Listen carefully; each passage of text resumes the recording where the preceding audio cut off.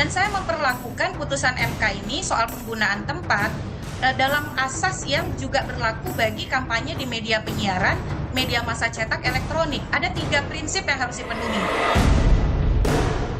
Untuk fasilitas pemerintah dan tempat pendidikan, tadi ada prasyarat.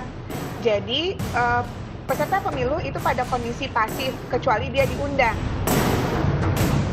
Menjadikan tidak kondusifnya lembaga pendidikan akibat dipakai untuk kampanye, sebaiknya saran saya tidak usah. Terlalu banyak tempat untuk kampanye, ngapain harus cari lembaga pendidikan yang dibawa-bawa ya. Melakukan tindakan tegas apabila nanti pemilik lahan dan pengelola lahan yang menampung sampah ilegal ini masih melakukan pembakaran.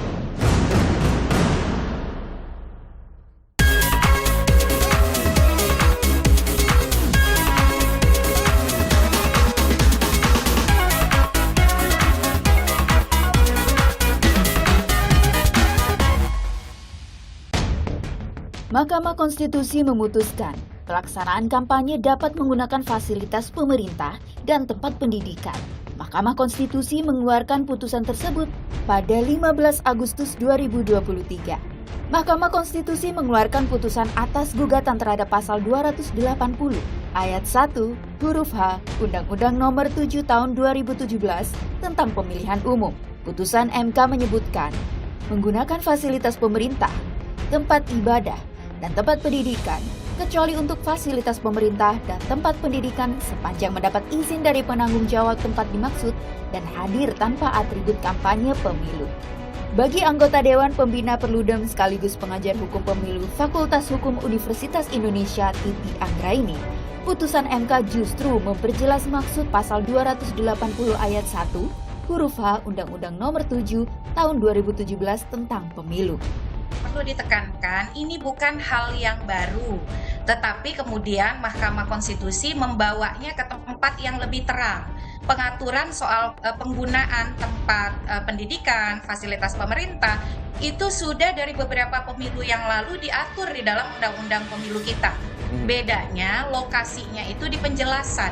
Nah, Mahkamah Konstitusi mengatakan, kalau itu ada di penjelasan, akan ada kontranorma. Sehingga oleh Mahkamah Konstitusi dibawa ke dalam batang tubuh pasal 280 ayat 1 huruf H Undang-Undang 7 2017. Bagi Titi Anggraini, kewenangan selanjutnya ada pada penyelenggara pemilu untuk menerjemahkan putusan MK dalam pelaksanaan kampanye nantinya. Dan saya memperlakukan putusan MK ini soal penggunaan tempat dalam asas yang juga berlaku bagi kampanye di media penyiaran, media massa cetak, elektronik. Ada 3 prinsip yang harus dipenuhi. 1, keberimbangan. 2, perlakuan yang adil. 3, kesempatan yang sama. Nah, 3 prinsip ini harus dioperasionalisasi. Oleh karena itu, ketika KPU merevisi peraturan KPU kampanye ini, KPU setidaknya harus berkoordinasi dengan Kemendikbud. Yang kedua itu pengelola sarana fasilitas negara, fasilitas pemerintah, apakah Setnek, dari pemerintah daerah, bagaimana koordinasinya, dan seterusnya. Badan Eksekutif Mahasiswa Universitas Indonesia tampaknya menyambut putusan MK ini. BEM UI berencana mengundang Ganjar Pranowo, Prabowo Subianto, dan Anies Baswedan untuk adu gagasan. Sirkulasi elit untuk mencari pemimpin mana yang paling besar gagasannya, yang paling baik wawasannya, dan yang paling mumpuni kapasitasnya untuk memimpin bangsa selama 5 tahun ke depan. BEM UI, teman-teman mahasiswa UI tidak ingin kita kehilangan esensi itu. Dan oleh karena itu kita ingin ada pertarungan gagasan untuk tiap bakal calon pemimpin yang nantinya akan memimpin bangsa ini. Komisi Pemilihan Umum perlu melakukan langkah-langkah penyesuaian peraturan KPU terkait keputusan MK nomor 65 tahun 2023 tersebut. Antara lain nanti sudah kami sampaikan. Untuk fasilitas pemerintah dan tempat pendidikan, tadi ada prasyarat. Jadi, peserta pemilu itu pada kondisi pasif, kecuali dia diundang oleh penanggung jawab lembaga pendidikan. Itu posisinya. Menteri Koordinator Bidang Pembangunan Manusia dan Kebudayaan Muhadjir Effendi justru mengkhawatirkan pelaksanaan kampanye di lembaga pendidikan. Kegiatan kampanye di lembaga pendidikan dikhawatirkan menimbulkan kondisi yang tidak kondusif. Nanti akan kita serahkan sendiri kepada masing-masing lembaga pendidikan kalau memang itu dibolehkan. Tapi kalau Kalau itu akan berpotensi menimbulkan terjadinya friksi, menjadikan tidak kondusifnya lembaga pendidikan, akibat dipakai untuk kampanye, sebaiknya saran saya tidak usah. Terlalu banyak tempat untuk kampanye, ngapain harus cari lembaga pendidikan yang dibawa-bawa ya.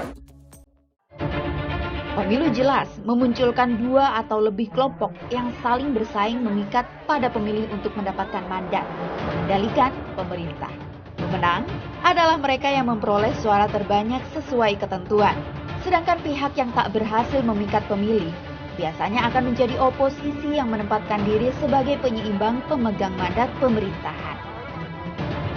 Menghadapi pemilihan umum 2024 mendatang, Presiden Joko Widodo memberi pesan khusus agar siapapun yang memenangi kontestasi pemilu nanti, mereka yang menang mengajak yang kalah untuk membantu dan yang kalah tak mengganggu yang menang.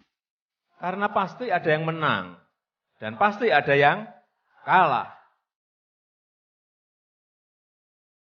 Dan sebaiknya memang yang menang mengajak yang kalah.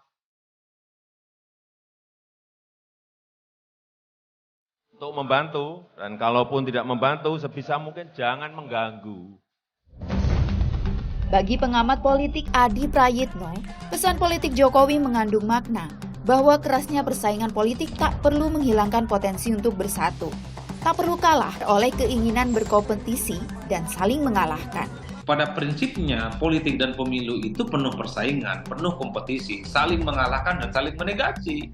Cuman sekeras apapun persaingan politik, kalau kita mengacu pada pesan politiknya Jokowi, jangan sampai menimbulkan huru-hara, jangan sampai menimbulkan perpecahan dan permusuhan. Karena sangat sayang, karena potensi untuk bersatu pasca Pilpres itu jangan digadaikan hanya sekedar untuk berkompetisi dan saling mengalahkan. Pemilihan umum adalah alat kontestasi yang diperlukan dalam proses demokrasi. Persaingan meraih simpati dalam kontestasi adalah kewajaran yang harus disikapi sebagai hal yang biasa dalam hidup bernegara. Persaingan dalam pemilihan umum adalah persaingan menawarkan gagasan terbaik untuk Indonesia tercinta, bukan persaingan untuk merebut kekuasaan yang mengabaikan gagasan persatuan dan gotong royong yang dicita-citakan para pendiri negeri.